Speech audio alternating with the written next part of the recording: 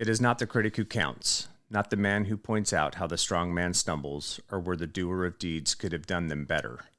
The credit belongs to the man who is actually in the arena, whose face is marred by dust and sweat and blood, who strives valiantly, who errs, who comes short again and again, because there is no effort without error and shortcoming, but who does actually strive to do the deeds, who knows great enthusiasms, the great devotions, who spends himself in a worthy cause, who at the best knows in the end the triumph of high achievement, and who at the worst, if he fails, at least fails while daring greatly, so that his place shall never be with those cold and timid souls who neither know victory nor defeat.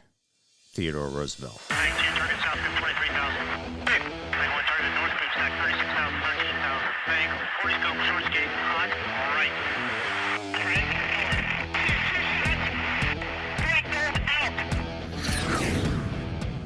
This is the Be One Change One podcast, where our mission is to help listeners define values, practice integrity, and inspire change. Our vision is to mentor men and empower them to achieve more by taking responsibility for shaping their own lives.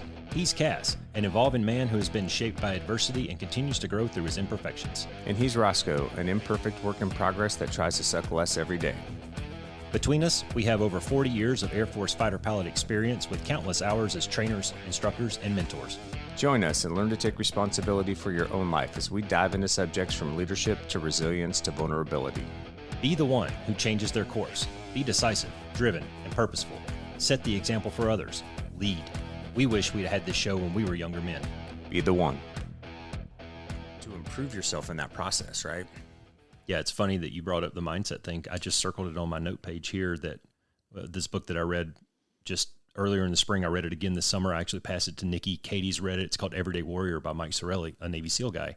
And the whole thing up in the very front of the book is just, hey, man, this is all mindset. Yeah. You just have to make up your mind to do it. Yeah. You know, mind, body, soul balance, all this stuff and all these things that we talk about, it's all mindset. Well, and it's just like you were talking about opportunity before too, right? So when you have opportunity in your life, well, if you have the mindset that, well, I'm not prepared or, oh, I'm not good enough or whatever the story is that you have around yourself, yeah.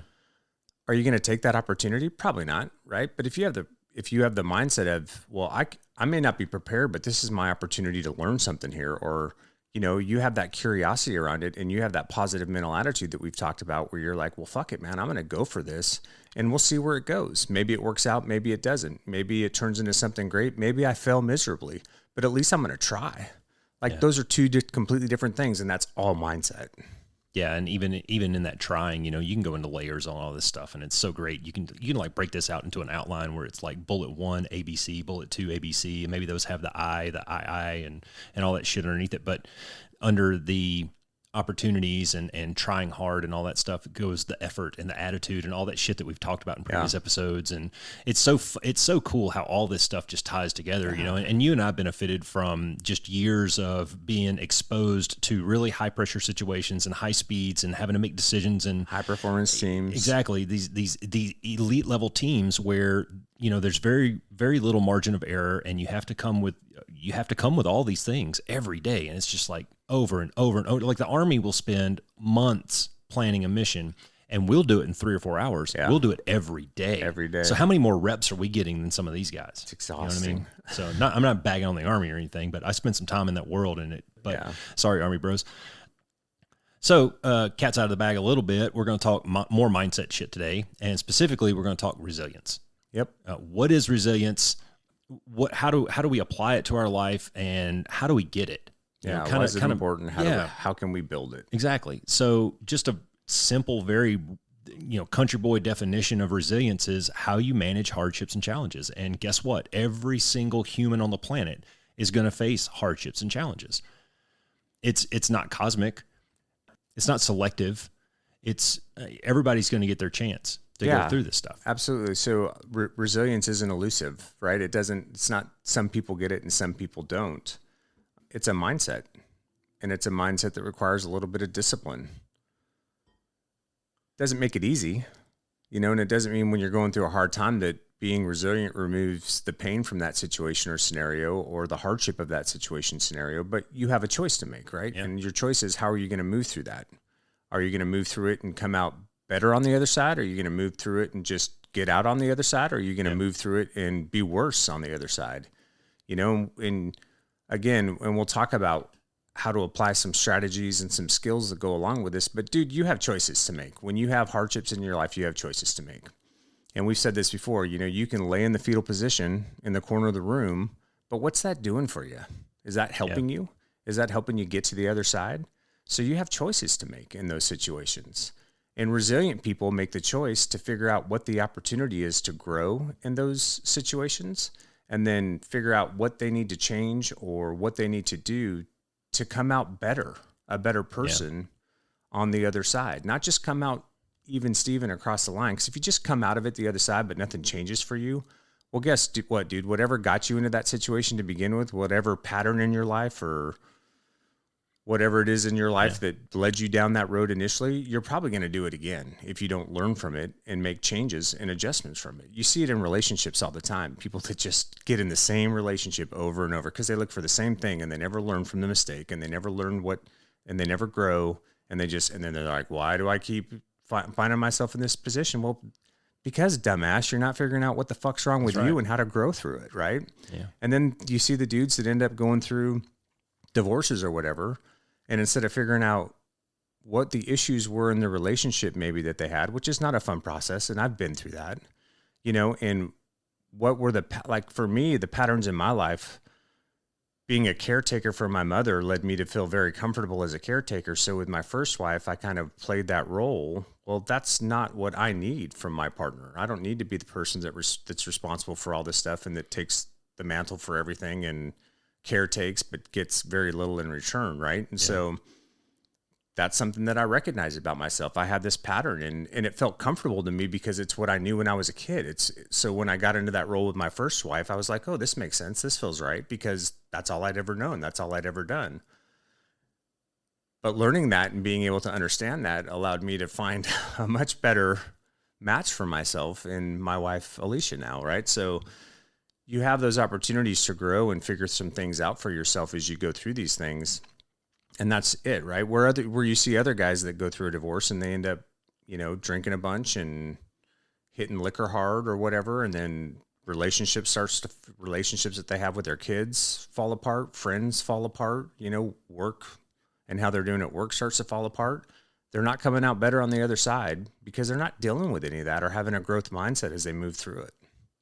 Yeah, gosh, man, you had so many really good points in there, and you were on a roll. I didn't want to interrupt you or anything, but no, it's so true, dude. And, you know, we've talked about sometimes you just got to hustle and grind. You know, that doesn't mean you have to stand there and beat your head against a wall. You can find better methods. You can find more optimal processes to do different things. You can learn from your lessons. And I mean, kind of a spoiler alert to some of the things that we'll get to a little bit later, but if you don't own your mistakes and take responsibility for your mistakes, well, then you're not going to be able to learn from those mistakes. That's because right. You're not going to be able to identify the true root cause of that mistake. So all of these things, the way that they tie together it's really kind of cool. The accountability, the responsibility, the humility to be able to say I screwed up. And then the process of being able to unpeel all that stuff, get it right down to the root layer of it and identify, well, this is what went wrong. Let's not do that again. Right. That's exactly it, right? You gotta discover what those patterns or whatever those things are that kind of got you to whatever. And sometimes it may be something outside of that too, right? And we'll talk. I'll give an example about that, and we'll talk about that as we get into the strategies piece. I don't want to get too far ahead of ourselves here, but anyways, yes, you're absolutely correct. Good. So we defined it. We talked about kind of why it's important. Let's get into a little bit about how do we do this. There's probably an infinite number of ways that we could practice or develop some skills behind to build up our mental toughness and our mental resiliency. And really what we should do is we should do like a 4-part series on mental toughness, and this be one of them. That could be. Resiliency is like, it's maybe not the first step, but it's a step in building true mental toughness, the ability to snap back and be better in the end. Yeah, and if you kind of think of resiliency as the umbrella, there's a bunch of stuff that falls in under that, right? Perseverance. You know, you could probably throw grit in there, maybe some other traits as well. But yeah. Do you want to talk about Frankel, or do you want to move right into the strategies? Well, the cool thing about Viktor Frankl, man, was, I mean, Well, first, let's tell people who Viktor Frankl is. Okay, so Viktor Frankl is a Holocaust survivor, and he was a psychologist, psychoanalyst, whatever moniker you want. He was a doctor of psychology when he went into the concentration camps. So he had a little bit of a leg up, I would say, maybe on his peers going in there, and his ability to get in his own mind and kind of figure out some of the things that were going on and the goods and the bads and the uglies of it, and then more importantly, how to deal with that, right? And how to persevere through it. Yeah, so this guy spends, I don't know, years in a concentration camp, Auschwitz and a few others. 4 different ones. Yeah. I think he lost all of his family members but one in concentration camps. Yeah.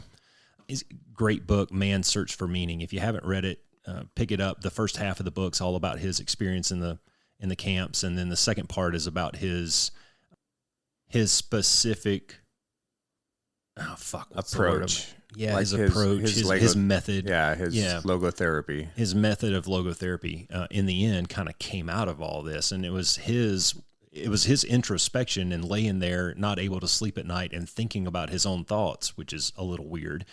But that's where he came up with this stuff, right? Yeah. So what is logotherapy, and how does it apply to kind of what we're talking about today? Well, I'll read a little bit of a quote, because what he says is, I'll just say this: between stimulus and response, there is a place, right? So put yourself in the concentration camp scenario, right? So there's stimulus, no food, maybe getting beat down, watching people die on a daily basis, whatever it is.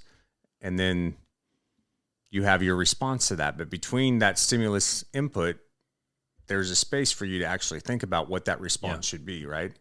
And he says, and in that space is our power to choose our response. In our response lies our growth and our freedom. And so he talks about the fact that perseverance in the face of impossible odds is no small feat. And when we see another person thriving against the odds, we're often inspired. You can name any athlete. You can name, people that have come out of really desperate or hard situations and then been able to turn themselves into something, quote unquote, great. Yeah. Or people that have had, been injured, whether in combat or whatever, that come out on the other side.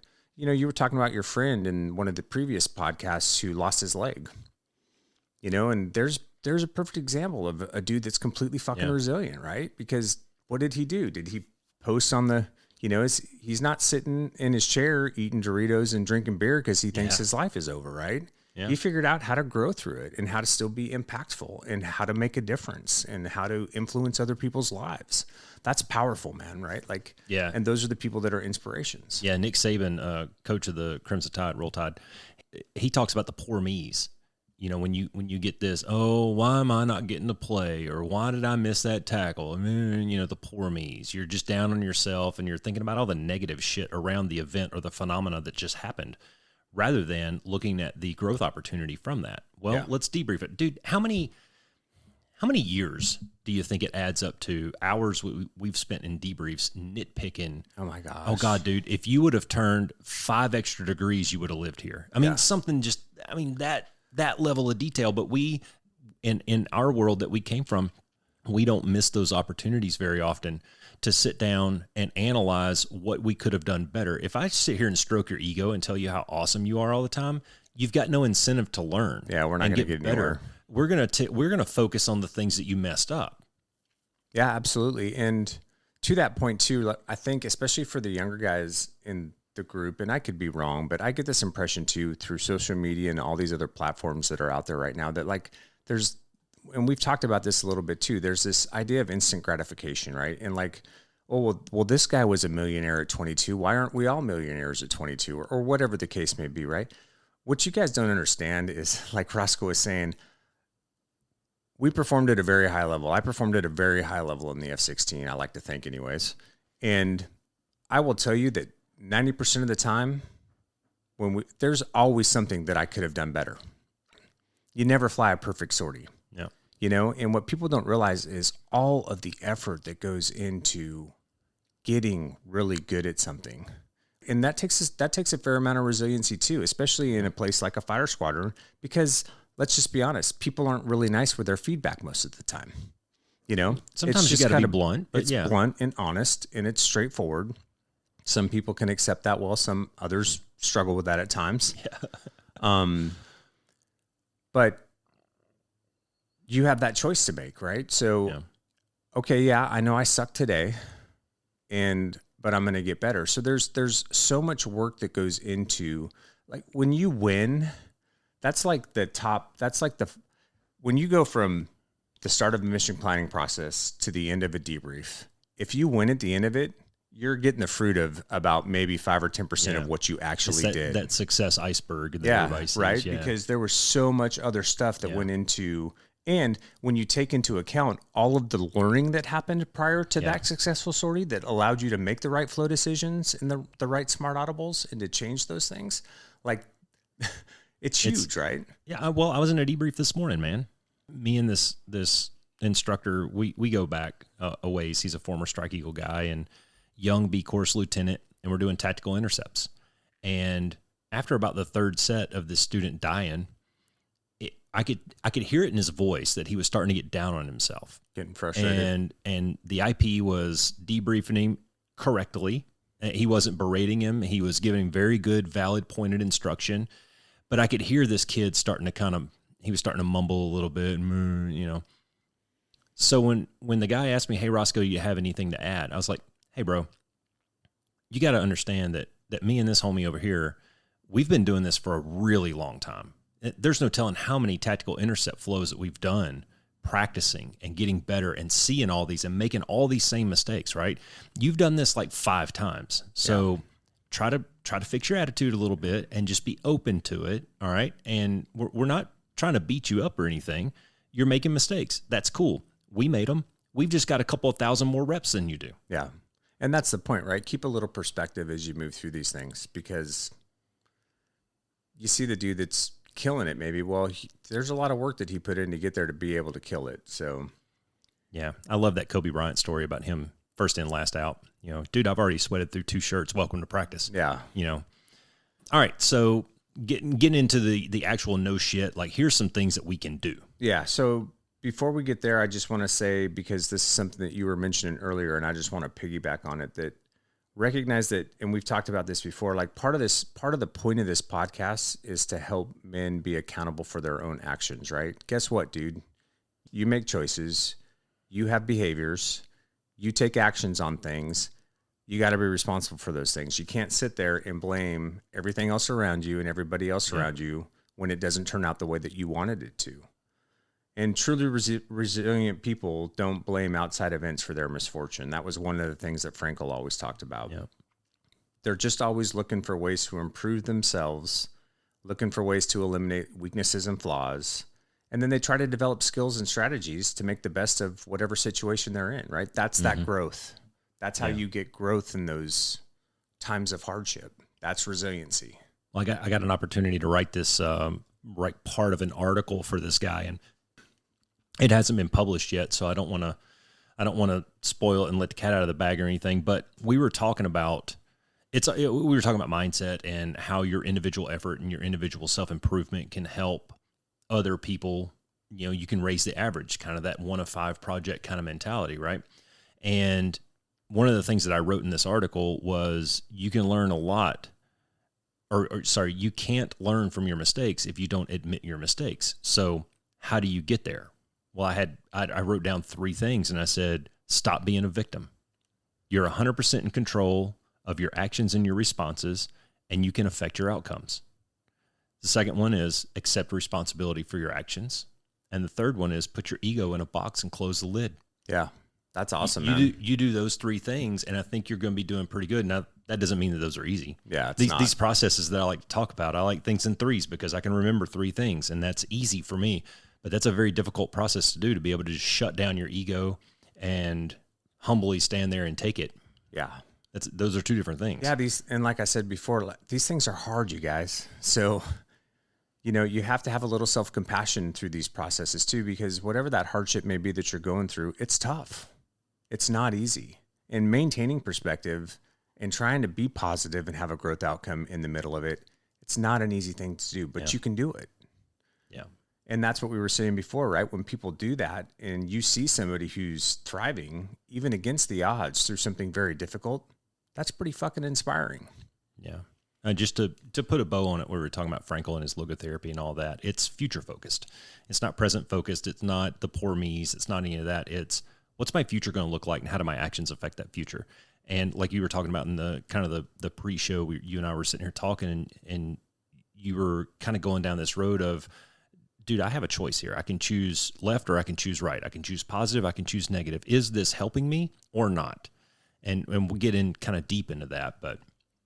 Yeah. So the next thing we'll talk about are 3 strategies for resiliency and what resilient people know how to do, right? Basically. And this is completely stolen from Lucy Hone. So Lucy Hone is a well-known researcher on resiliency. And for her story, she lost her 12-year-old daughter in a car accident. And obviously a very difficult hardship, a lot of things outside of her control that caused it. You know, she was I think the way the story goes is her and some family friends were driving up to a resort for the weekend or whatever, and the daughter wanted to ride with the other family in the car because they had a girl too. And so, of course, the parents were like, sure, go ahead, ride with them. And then that car's the one that ends up getting T-boned or whatever. That's some Final Destination shit there. Right. And so obviously, you know, she had to go through some real hardship over that. And these are the 3 strategies that she learned through that process. And the first thing that she'll say is that resilient people just understand that shit fucking happens. Sometimes. Right? Sometimes you don't have any control of the outcome. Even Forrest Gump said it. Yeah. And that tough times are going to come and that suffering is part of every human experience. We all get it at some point. But you have to stop the why me's, which is what you were talking about with the Nick Saban example, right? It can't be right, because if you're focused on why did this happen to me, and couldn't this have, you know, what was it that I did? Or if you start going down that road, you're not going to be able to come out the other side of it that's not a growth mentality, right? Yeah. So that's not to say though that you don't want to debrief it and see where you could have affected the outcome. Sure. That's valid. But you don't want to get into this why'd this happen to me crap. It happened. Yeah. For whatever reason it happened, now we can deconstruct it and we can find out why. And maybe it was one of your actions that happened. And now you really don't have a chance or don't have a right to get the poor me's about it. Yeah. And I think sometimes too, I mean, I think a lot of times when we're going through things or we're in a specific situation, we try to control the outcomes. And dude, I'm here to tell you, unless it's just about you, you don't have a lot of control over the outcome. One of the things that you have to do is learn to give up some of that idea or false concept of control, especially in relationships with other people, because you don't control their behaviors. You don't get to control how somebody else responds to a certain situation, right? You can show up and you can show up the way that you want to for people, but you can't show up with an expectation that you're going to control a certain outcome or a certain output. Yeah. And that's part of what we talk about too. That's again too, tying this back to some of the other things that we've talked about. This is why understanding your value system is so fucking important, because when you know when you know what your individual value systems are, then you can have behaviors that allow you to show up in relationships the way that you want to, and not because you're trying to get a certain response from somebody or a certain outcome, but just because that's how you want to show up and that's how you are walking in your integrity.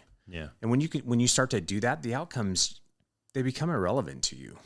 When I was coaching people, we always talk about focusing on the process.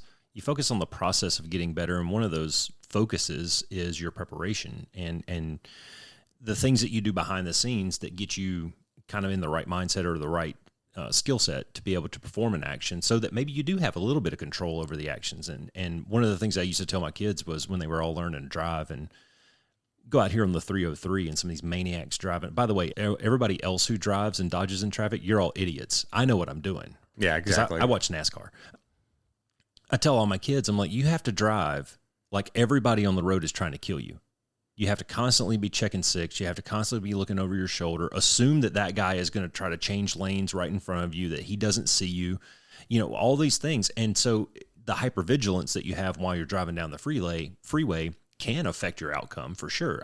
I mean, how many times have you had to dodge somebody who made a lane change and never even saw your little car? I drive a big ass truck, so less for me, maybe more for you. More for me, yeah. Yeah. But yeah, I mean, your preparation and your situational awareness, they can have some effect on that. But dude, acts of God happen. Yeah. I mean, if you got friends and family who live in California that suffer an earthquake and a few of them die, well, you can't do shit about that. Yeah. Well, and it doesn't even have to be something as dramatic as that, right? So there's a kid that I'm kind of mentoring who's in the military, and he's not real happy with his leadership team right now. The bottom line is he doesn't get to pick his leadership team. He doesn't have any influence or authority over who his leadership is. Mm-hmm. So what are you going to do in that situation? You're going to sit there and go, oh, this fucking sucks. And, I mean, you've been in squadrons where dudes don't like the leadership and the squadron completely kind of falls off, where all of a sudden it starts getting cliquey because you got the group over here that's, just pissed off and doesn't want to be a part of anything anymore because they don't like leadership. And then you got a few guys that are trying to make things better, and it turns into a big fucking mess, right? So what I always tell guys, and this, embrace the suck. Dude, you have a choice to make. Are you going to sit there and have a pity party and suffer through it for the next 2 years? Or are you going to find ways to make it better for you and the dudes that you do have influence around you? That's exactly right. And this is already bleeding into the next thing on your list. But we're talking about controlling the things that you can control, and kind of letting the rest of it just fall away. So the next thing on the list was people who are resilient. They have this trait or this skill in their tool bag or this strategy. They're careful where they place their attention. And this is exactly what we're talking about here, this controlling what you control. And I heard this analogy one time about a dartboard. If you look at a dartboard, the bullseye on the dartboard is about the amount of stuff in your life that you can really have some control over. The rest of the dartboard is all the wheat and the chaff and shit that you'd worry yourself with that you don't have any direct influence over, that whole sphere of influence and all that stuff that Stephen F. Covey talks about. But the bullseye is the part of the dartboard you want to hit anyway. So focus on that shit, man. Yeah. Focus on the stuff that you have direct control over. And in your example, that guy could go into work every day with a great positive attitude, with a smile on his face, and make it a pleasant place for the other people to come. Yeah, and you can still look for ways to improve a process that may make it better for the team around you. Or, if you're in a position of leadership in that squadron, find ways to make what you can control better for the dudes around you, and still get improvement out of people, and still teach and make it better. Yeah, be a leader. Yeah, be a leader. The next thing that she talks about under being careful where you place your attention is don't lose what you have to what you have lost. And so, and the key in that is you've got to have a little bit of gratitude through this process, right? So it may really suck, but in her example, so what do I allow myself to do? Do I allow myself to fall into a state of depression? Do I start to blame my husband? Do I fall into alcoholism? Do I do something that's going to affect all the good things that I still have in my life? Am I going to end up divorced 3 years from now because this is such a huge impact on my relationship with my husband that we end up going opposite directions? So what are you going to put your focus and your energy into? You're going to put it into the, woe is me, or the bad stuff, or are you going to focus on the positive stuff that you still have around you, the good things that you still have in your life? Have a little personal dignity. You know, that kind of goes into that a little bit. Instead of hanging your head low, walk with your chin up a little bit. And the people who know you and the people who know what you're going through, they know what you're going through, and they know that you might be smiling on the outside, but you're just dying on the inside. That's great. But for the rest of the world that has no idea, you can still project at least a calm, cool exterior, right? Because I don't give a shit what the lady at the supermarket thinks about me. If I walk in the supermarket and I got this scowl on my face and my head's down and all that, I'm projecting that negative energy outward. But if I can walk into the supermarket with my head up and smile on my face and say, hey, how are you doing?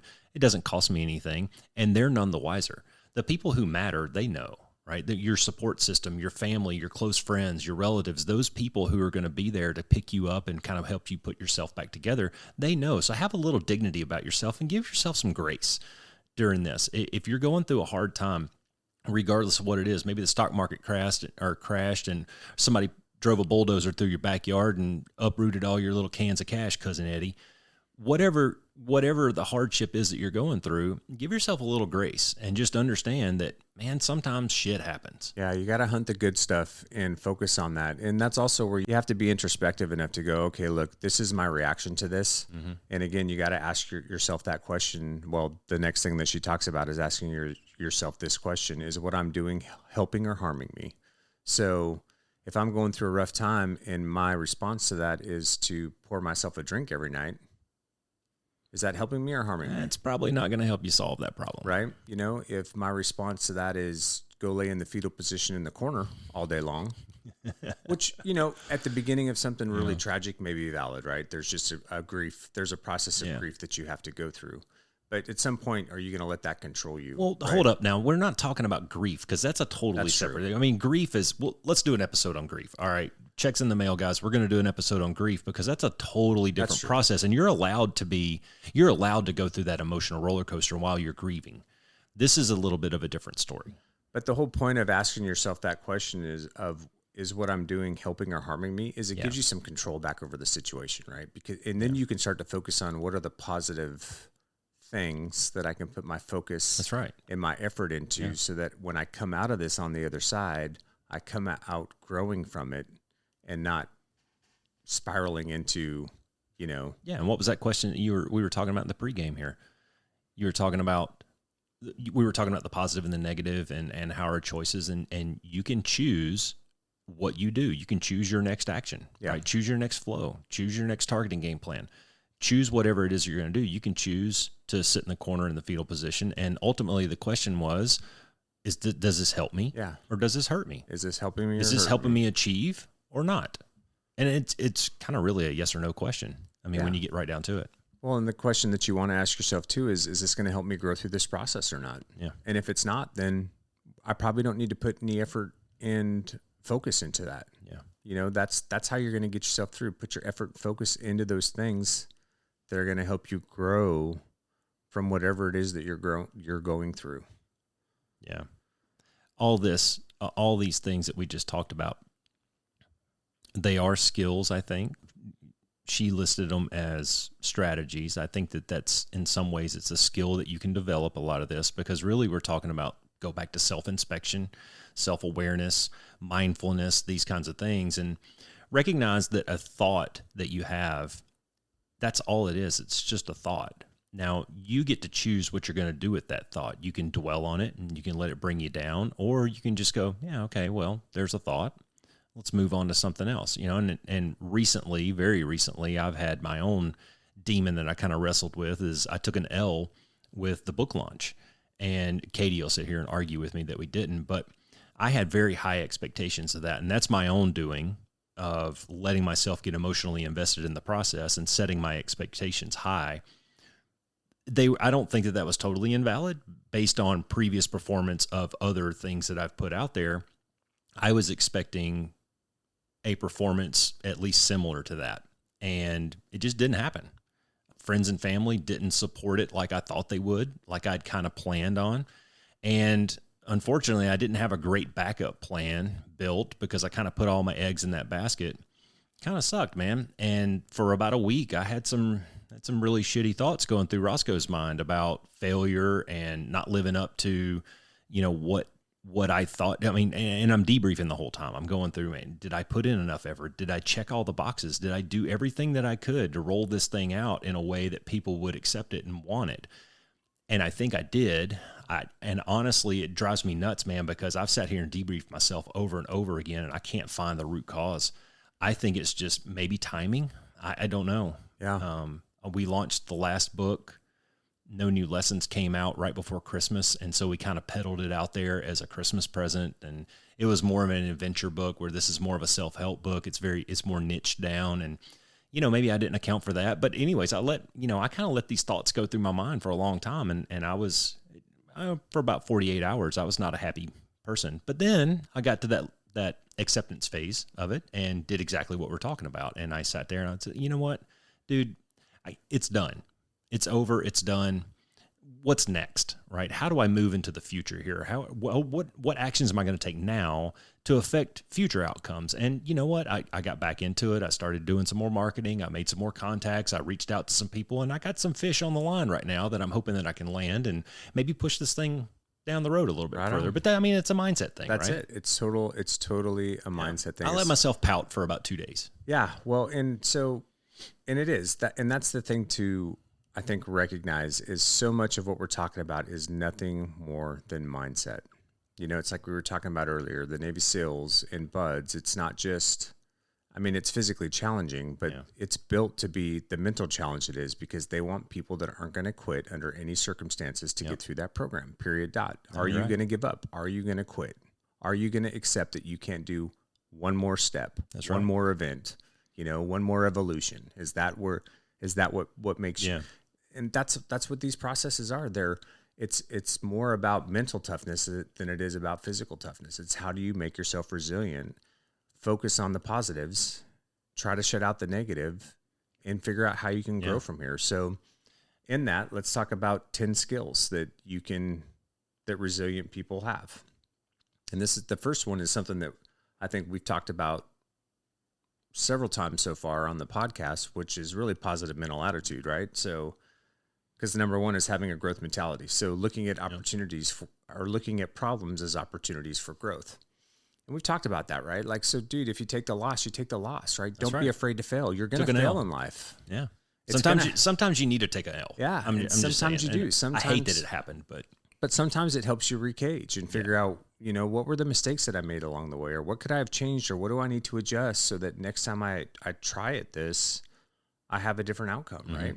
So that debrief process, though, is so important, and we'll do an episode 2 on. I know we keep promising all these things, but guys, we're only on like episode 10, so the debrief process is so important to be able to dig down into that and find really where that train started to go off the tracks. And something is, you know, when I'm talking about a project that took 2 years to put back together, man, I mean, that's a long process to debrief every single little step along the way, and all of my contacts and every phone call that I made, and could that have gone better, or should I have said this to this person, or, you know, all these little deals that go into that. That's a big thing. But for the growth and fixed mindset, a growth-minded person is going to look for those opportunities. He's going to challenge himself with debriefing every little nuanced detail of that process and the performance, the execution of it, and try to find where, man, there's got to be something in here that I can get better at.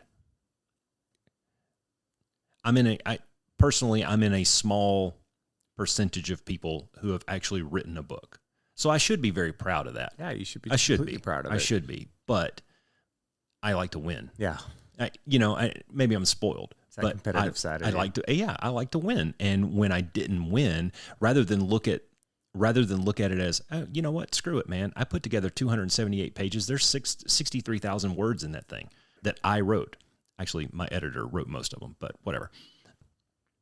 Rather than look at that positive piece of it, I kind of let myself go down this path of, you know, pouting, and I got the poor me's a little bit. And it took me about 2 days to be able to go, you know what, screw that, dude. I got to figure this shit out. And I went right into what we're talking about, because I'm a growth-minded kind of guy. I'm not a fixed mindset dude. I like to find the opportunities. I like to look for what's on the next horizon, man. Can I learn something different? Can I learn something better? We've been making all the products and the videos and the social media posts on all these things for the podcast. And I think that with each iteration, we're getting just a little bit better. I mean, just look at the communication between you and I after 10 episodes. We're getting a little bit better with because we're growth-minded people, and we're not just going to go, well, that worked, let's just keep doing that. Now, fuck that, man. We're going to make it better. Yeah. It's good stuff. All right, the next skill is self-awareness, which we've kind of already hit on this too. And I know some of this is a little bit repetitive, but hopefully the repetition is what'll get it to sink in a little bit with people that are listening. And the bottom line with self-awareness or self-inspection, whatever the case may be, is you understand your thoughts, feelings, and behaviors in order to come up with better coping strategies. So, you know, you go through a hard time, you're going to start drinking, or you're going to go challenge yourself, exercise. You were talking to me about when you were going through those 48 hours, you know, or some of the hardships that you've been going through recently, that to get the noise out of your head, what did you want to go do? You just wanted to go kill yourself out in the heat of Phoenix, I went and crushed myself on the track. Yeah, crush yourself on the track for 30 minutes, right? That's right. That's 30 minutes where I wasn't thinking about anything else except how painful that was and how my heart rate was about to explode out of my chest. But that's my coping mechanism. I don't think I've ever, I don't know that I've ever gone to the bottle as a coping strategy. That's not to say I haven't drank or don't drink. I enjoy time one on every now and then, sure. But I don't think I've ever used that as a coping mechanism. Yeah. I don't know that I've ever said, man, I really need a drink. Yeah. But we do know people that have used it as a coping mechanism. So, I mean, it's something that people turn to just as an example. Yeah, go back to 4-letter F words and listen to that episode, and you can kind of see how that's in my opinion, that's a destructive behavior. And if you want to do two things to really improve your overall wellness and your overall mentality and your mind, body, soul balance, start an exercise program and stop drinking alcohol. Yeah. You do those two things, and I think you're going to be doing really good things for your mindset. Yeah.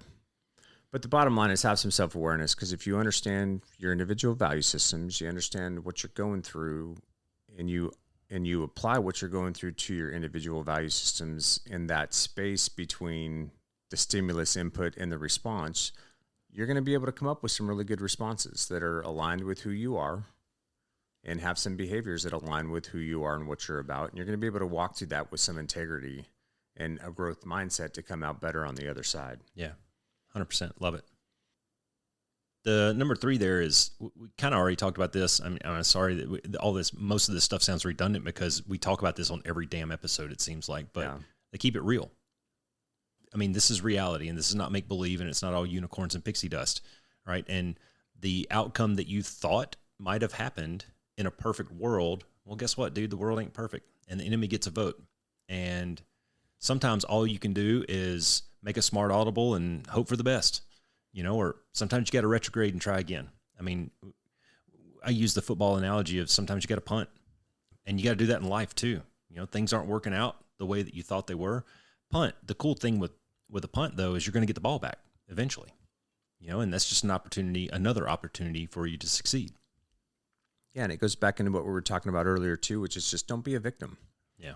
Look for opportunity. If you need to adjust, then debrief yourself, figure out where things went wrong, come up with a new game plan, and execute that game plan. Yeah. And figure out how to move forward and to improve through the process. One kind of just a quick aside on, and I think it kind of falls in line with some of this stuff, but here's some old guy advice. Never take a bad deal, because you might get a good deal on the back end. Work hard and get the good deal. But if your commander is promising you, hey man, if you'll just go remote for 365 days to Buttholistan, I'll get you the base of your choice on the back end.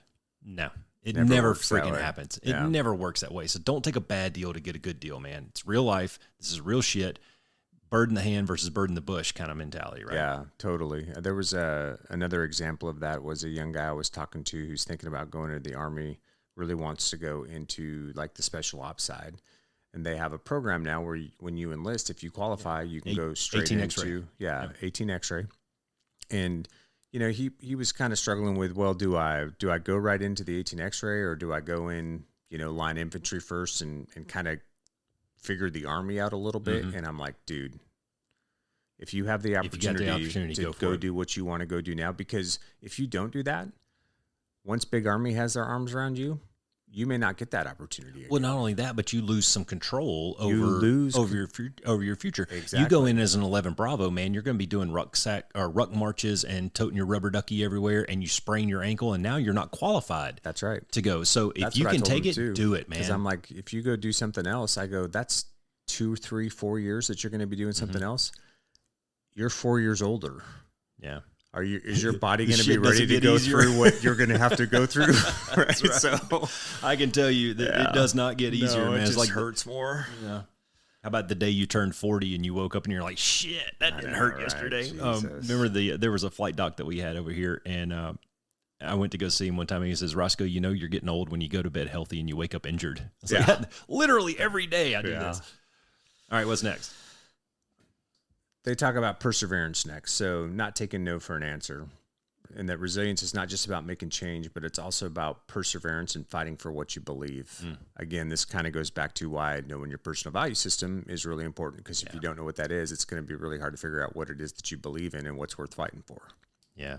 And one of my values was effort, man. And this absolutely falls under that. And that book, Grit by Angela Duckworth, is grit comes down to passion and perseverance, man. Are you passionate about the subject, or are you willing to work relentlessly to accomplish? Yeah. And just to put it into perspective too, we've talked about this on the podcast. Resiliency isn't just like, oh, something really tragic happened in my life. My road to getting back to becoming a fighter pilot was not easy. I had to demonstrate a lot of resilience. I had to be future focused and think about growth and what are the opportunities that I have in front of me and how do I tie X to Z, right? Yep. I mean, the very first dude I flew with at Embry-Riddle told me I would never be anything more than a recreational pilot. I could have taken that comment and gone into the fetal position and never Nobody recovered. likes me. Yeah, and played the me's or whatever the me's are. I could have done that, right? But I didn't. I'm like, okay, whatever, dude. That's your opinion, and that doesn't stop me. I'm not going to take no for an answer. Yeah. Right? I don't care what you think. This isn't your life. This isn't your dream. I'm going to do what I have to do to get to where I need to be. Yeah. So set a goal and work backwards from that goal and make your plan. And that plan will probably have intermediate milestones. Caleb wants to get into a fighter cockpit. It's going to take him like 7 years to get there. So we work backwards from that. Well, how do we get there from here, man? You got to focus on doing your homework today. Mm-hmm. It's immediate. It's right here. Focus on this, right? And if you string enough, enough, by the way, is the things he can control. That's right. Right now, absolutely, 100%. You do enough of your homework assignments and get enough good grades on them because you're putting forth effort to it and you're working hard and you're focusing on the immediate, the closest, what do we say? Kill the closest alligator to the boat, right? Mm-hmm. You're killing that close alligator right now. And once he's dead, you move on to the next one. You start knocking down these dominoes in sequence, and then there's midterm exams. Well, guess what? You did all your homework and you put it in on time, so you're prepared for your midterms. You crush that. And you do the same thing until finals. You get a good grade. All right, cool. That semester's over. Next. And you put together a few of these semesters, and before you know it, you get a diploma. Well, now I got my diploma. I went through ROTC. I did great at everything that I could.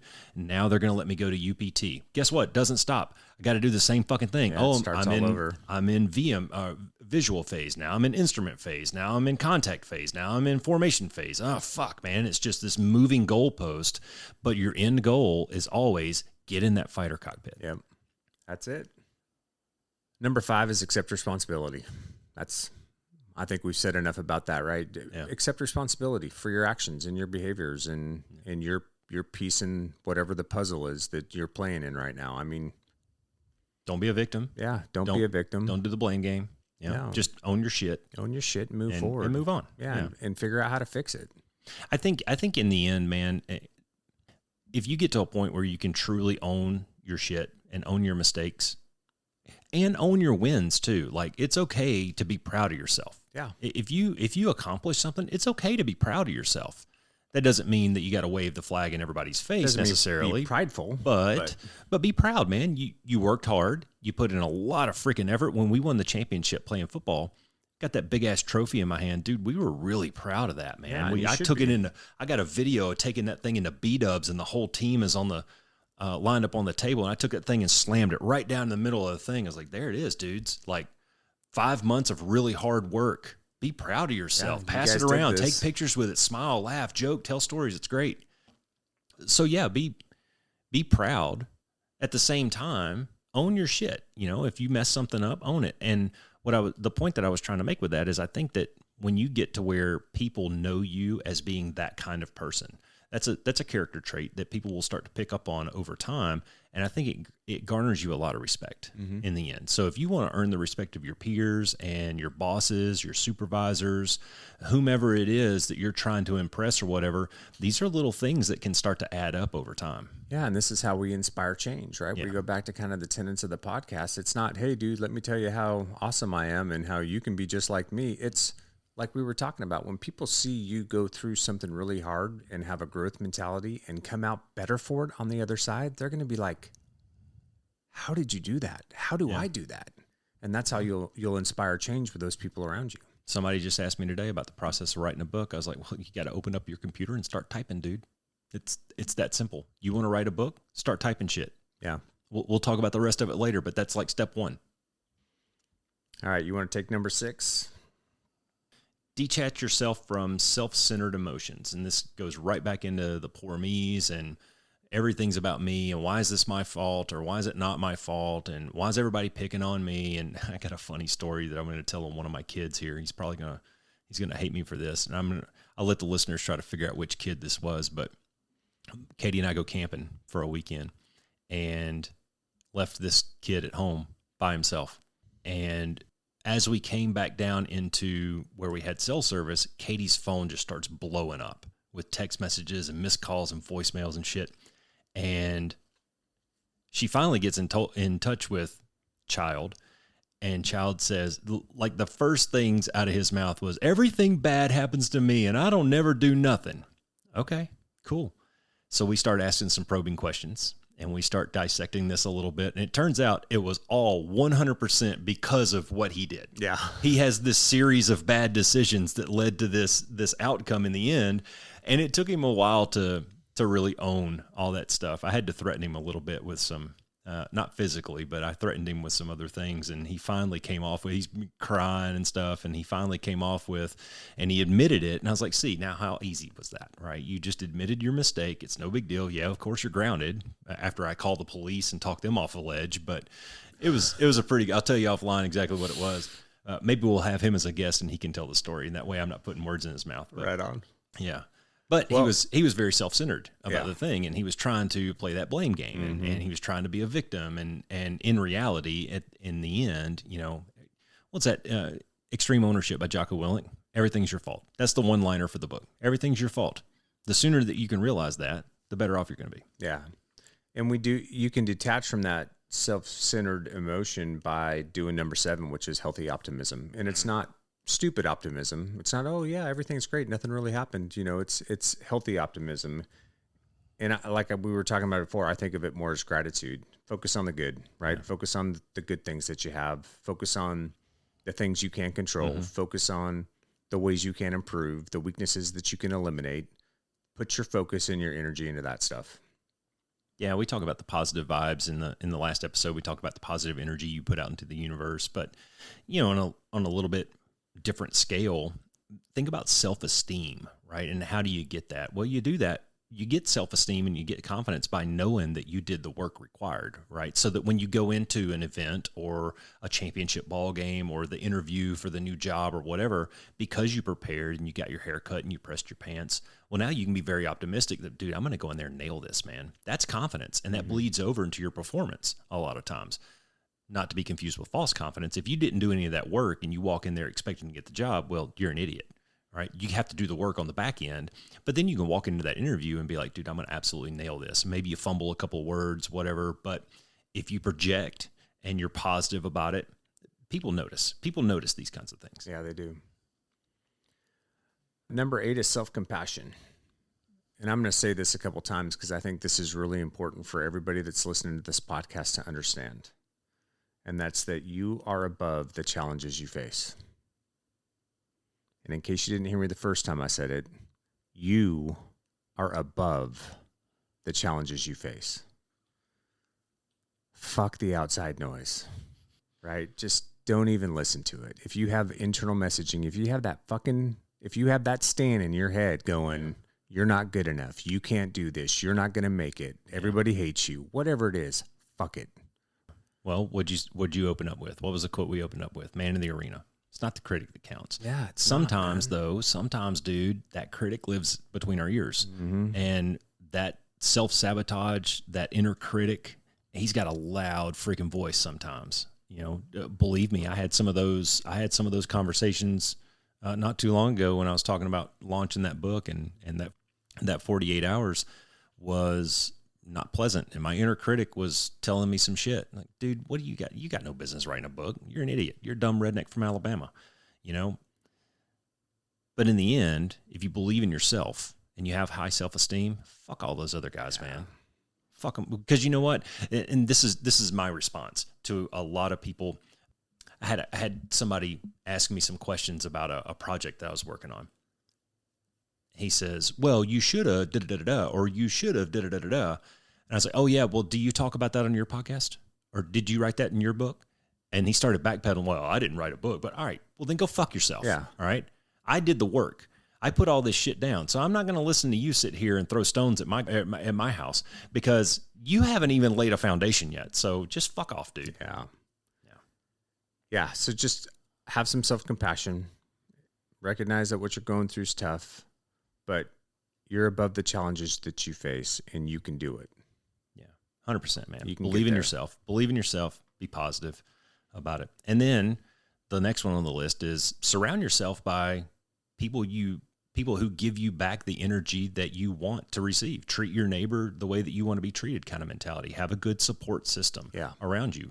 Could be your family, could be your close friends, could be your church group that you go to, your men's group that you go play basketball on Friday nights. It doesn't matter, but surround yourself by people who are going to help you attain the shit that you want to attain in the end. Yeah, who are going to push you forward, that have that growth mindset, that are going to help you achieve those things, right? Yeah. Oh, you've really challenged me just in this podcast to get into some of this. I mean, I read all this crap and I take some notes here and there, but it challenges me to come here and actually sound like I know what I'm talking about, to be able to put my thoughts together and to be able to be articulate and things like that. This is a really good challenge for me. So thanks, dude. Yeah, dude, it's good growth for both of us.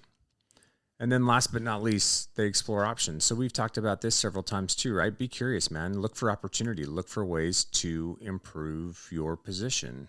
Look for ways to improve yourself. Yeah. What is it that you need to work on? What are the things that you need to fix to get to the next level, if that's what you're trying to do? Mm. And one thing I'll say, just one thing that I've noticed with especially with the younger men that I've mentored, is don't take what I'm saying as be impulsive.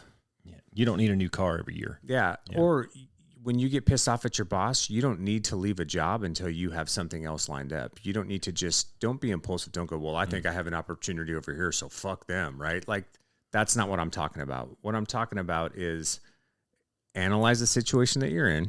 Yeah. Figure out what you need to do to get from X to Y to Z.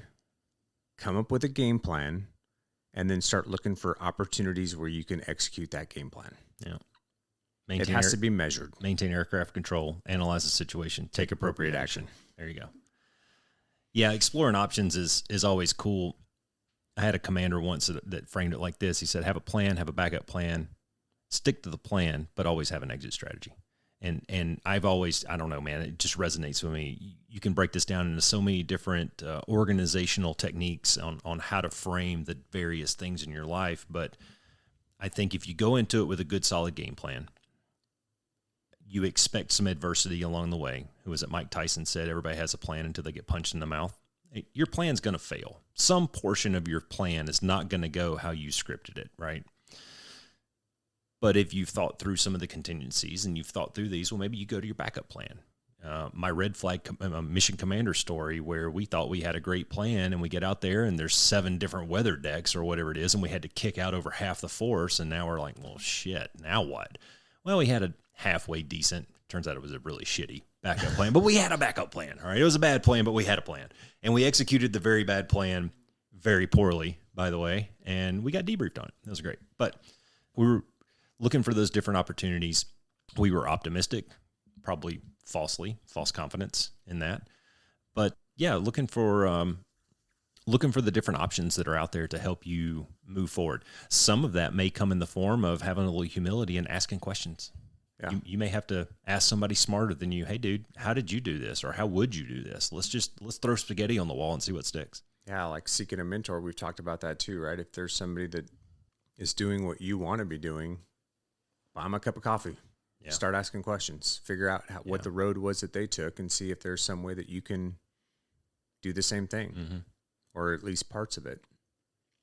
Well, as we're starting to wrap this up, that was 10 things, by the way, guys. And I know we maybe in the show notes, we'll just list these out in bullet style or something like that so that people can look at it. But one of the big foot stompers that I would hope that people would take away from listening to the various shows that we put out in future shows is I'm really big on the mind, body, soul balance. Mind, body, soul, emotions, all those things.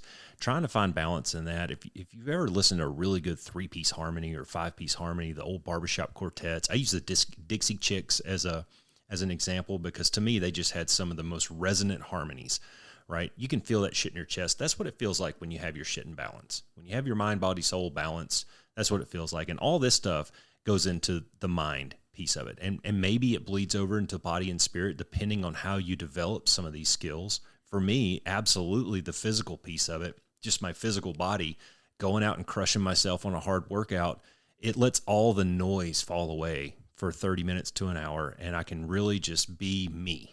I can just be alone in my head and my thoughts, and all I'm focusing on is how out of breath I am and how bad the burpees suck and shit like that, right?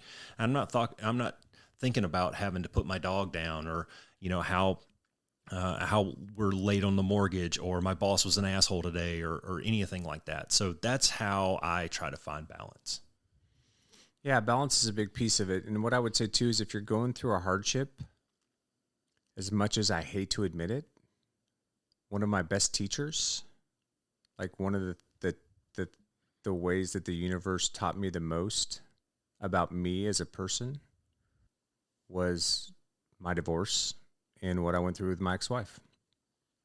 Had I not had that, I would not be the person I am today. I would not have been able to go through and figure out those pieces of my personality, my past, right? So sometimes hardships in our life are our greatest teachers. Yep. We've talked about that too. Sometimes you take L's, but that's where you really get the good learning. So when you're in those moments, man, you got to try to find what is it that I'm trying, what is it that I'm supposed to be taking away from it at this moment? What is the universe trying to teach me right now? What are the things that I need to get from this? Yep. And it's hard, and it fucking sucks most of the time. But I'm here to tell you, if you do the work, you will be so much better for it. If you have that growth mentality, you will be so much better for it when you come out the other side. Yeah, 100%. Getting used to being introspective and that self-inspection, that debriefing of your own thoughts, the debriefing of your own actions, those kinds of things will absolutely lead to what you're talking about. And to achieve some of that balance, start an exercise program. Pick up a good book. If you don't like to read, get an Audible book. Pick up audiobooks. And you don't want to pay money for it, dude. YouTube has them all over the place. I've listened to so many freaking books on YouTube. Just look it up. Just search for it. Search for it in the YouTube bar. Find yourself a cool group to hang out with. People who share like interest. If you like knitting, find a knitting group and go sit around with all the people who sit around and do knitting. I don't know shit about knitting, so I'm not going to talk educated to that, but I like sports. So last night I went to the football game. I went to the local high school football game, ran into some dudes that I knew, made me feel good about myself for a few minutes. A lot of people go to church. There's good energy there. A lot of people, men, women, they join men's group, go out and have a girls' night or a guys' night. All these little things you can do to surround yourself with the right people. And that's not saying to surround yourself with an echo chamber of all like-minded, like-thinking type people. It's important to have a little bit of diversity, in my opinion. I like to have civil discourse with people. I like to sit down and disagree, because you might learn something, man. You might learn something about yourself or topic X or whatever. Somebody else's perspective on how they view the world. There you go. What else, man? What do you got? Be the one. All right, be the one. Thanks for flying with the Be One Change One podcast. If you got something out of this show, then be the one and share it in your circles of influence. You can be our wingman through our website at www.be1change1.com. That's be and the number one, change and the number one.com. We invite you to be the one and join our fighter squadron on social media at Be1Change1 on Facebook, YouTube, and Twitter. You can follow us at Paul Roscoe White on Facebook, Instagram, and LinkedIn, as well as Roscoe's website, www.paulroscoewhite.com. You can email us from the website, and please leave comments, share, and ask questions, or leave ideas of things you would like to discuss on future podcasts. Most importantly, be the one that helps us win the algorithm by leaving a review on whatever platform you're listening on. Thanks for joining. Until next time, be the one.